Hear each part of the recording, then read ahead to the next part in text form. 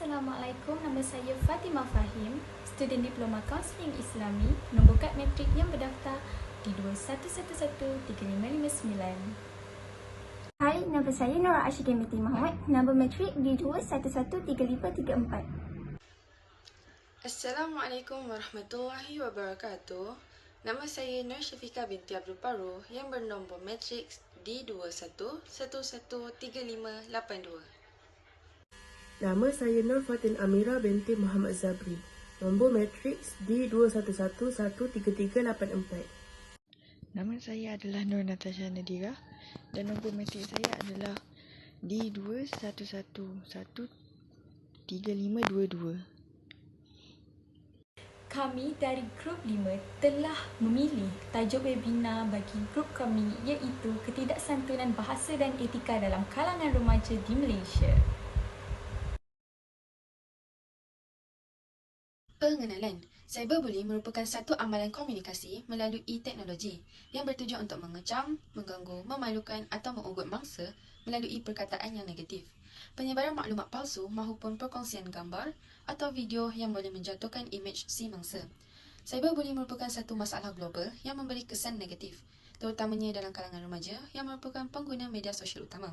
Cehnoh pada tahun 2000 yang melibatkan seramai 276 remaja Malaysia mendapati bahawa 30% daripada keseluruhan responden pernah menjadi mangsa buli di dalam sosial media. Situasi ini dilihat sebagai satu fenomena sosial negatif yang memerlukan perhatian khusus oleh semua lapisan masyarakat. Oleh itu, kebanyakan daripada remaja ini menganggap aktiviti yang kurang sopan semasa memuat naik status di Facebook atau di platform media sosial yang lain, bukanlah sebagai satu kesalahan atau sesuatu yang melanggar etika media sosial. Malahan, melihat amalan yang kurang beretika di laman sosial ini dianggap sebagai satu perkara yang biasa bagi mereka. Kronologi. Pada 19 Oktober 2017, akhbar The Star melaporkan kisah seorang pelajar berusia 20 tahun yang terjun dari tingkat 17 Pangsapuri di Pulau Pinang. Pelajar malang yang dikenali sebagai Teh Wen Chun dipercayai membunuh diri kerana mengalami tekanan perasaan akibat pelajarannya serta gangguan buli cyber yang tidak terkawal. Sebelum kematiannya, Teh dikatakan menjadi mangsa buli cyber di mana beliau telah menerima pesanan-pesanan dalam talian yang menyakiti hatinya. Tidak cukup dengan itu, Teh juga dihujani dengan kenyataan fitnah yang tersebar di internet yang menyebarkan maklumat palsu berkenaan dirinya. Kes ini walau bagaimanapun tidak dibicarakan secara meluas dan terperinci bagi menghormati perasaan keluarga dan rakan-rakannya. Seterusnya, faktor. Terdapat beberapa faktor berlakunya kes buli cyber ini. Antaranya ialah pembuli cyber kurang mendapat perhatian serta kasih sayang daripada keluarga maupun orang terdekat. Oleh yang demikian, mereka cuba mencari perhatian daripada orang ramai untuk dijadikan mangsa dengan mengirimkan teks seperti kata-kata hinaan serta ugutan kepada mereka. Dengan cara itu, mereka berasa lebih puas dan secara tidak langsung dapat menarik perhatian ramai. Selain itu juga, pembuli kurang mendapat didikan serta pengetahuan agama yang cetek dalam diri mereka.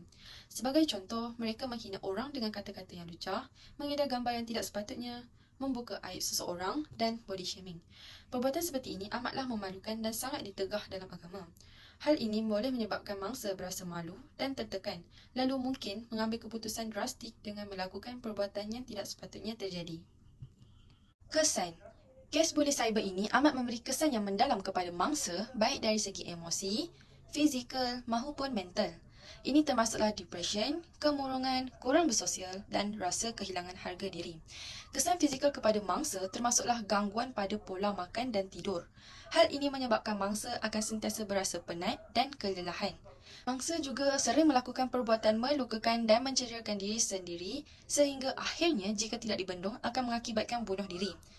Jika difikirkan, perbuatan buli cyber ini lebih bahaya daripada membuli secara fizikal kerana pembuli cyber bukan sahaja merahsiakan identitinya tetapi boleh membuli mangsanya tidak kira masa. Pelbagai reaksi telah diberikan oleh masyarakat terhadap isu seperti ini. Ada yang menyokong dan ada juga yang tidak mengendahkannya. Jenayah cyber ini pada kebiasaannya berpunca daripada ketidakpuasan hati seseorang terhadap individu tertentu sama ada atas sebab perilaku, kemewahan, penampilan dan sebagainya yang ada pada mangsa. Oleh itu, penggunaan teknologi yang tiada hadnya menjadikan pembuli cyber lebih agresif dalam mendera mangsa dengan menggunakan kata-kata negatif bertujuan untuk menyakiti hati mangsa, sekaligus memberi penderaan emosi dan penekanan mental. Perkara ini mudah saja dilakukan kerana pembuli tidak perlu bersemuka dengan mangsa tersebut. Kesan yang ketara kepada mangsa buli boleh menyebabkan mereka mengalami tekanan perasaan yang kritikal. Mangsa akan mengalami kemurungan dan hilang keyakinan diri untuk berhadapan dengan masyarakat. Mereka juga akan hilang fokus dalam melakukan kerja-kerja seharian. Hal ini boleh menjejaskan kehidupan mereka. Tambahan pula, kesan yang akan dihadapi oleh mangsa jika dibiarkan berterusan boleh membawa kepada membunuh diri. Penyelesaian. Cara-cara untuk mengatasi masalah ini ialah mangsa hendaklah memberanikan diri dengan memberitahu pembuli untuk menghentikan gangguan tersebut. Pembuli tersebut boleh jadi rakan sendiri, bekas rakan dan sesiapa sahaja yang mangsa kenal. Sekiranya demikian, mangsa boleh berhubung terus dengan orang itu secara langsung dan meminta untuk mereka berhenti. Jika mangsa tidak mengenali pembuli, mangsa hendaklah mengabaikan mesej yang telah diberikan. Hal ini kerana bertindak balas boleh memburukkan keadaan. Lebih baik jika bersikap acuh tak acuh dan memutuskan komunikasi tersebut.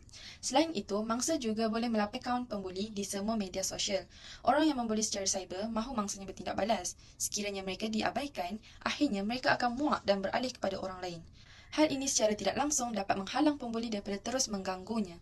Seterusnya, mangsa boleh beritahu orang yang lebih dewasa dan lebih dipercayai seperti ibu bapa.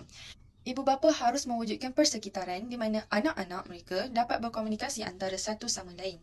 Ini kerana ahli psikologi memberitahu bahawa mewujudkan iklim, kepercayaan dan komunikasi adalah salah satu kaedah yang paling berkesan untuk menolong mereka. Selain itu, ibu bapa boleh memasang aplikasi kawalan di gadget anak-anak. Aplikasi ini boleh membantu ibu bapa untuk mengawal dan memantau gerak-gerik anak-anak dalam talian, menyekat percubaan pembuli untuk mengganggu anak-anak serta mencegah mereka daripada melihat kandungan yang tidak sesuai.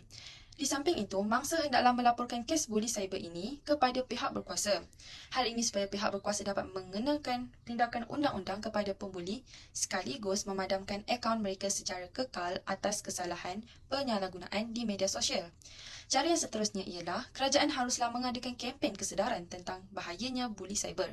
Ini bertujuan untuk meningkatkan kesedaran para pengguna dan menekankan etika-etika berkomputer yang betul, seperti menghormati pendapat dan privasi orang lain dalam media sosial.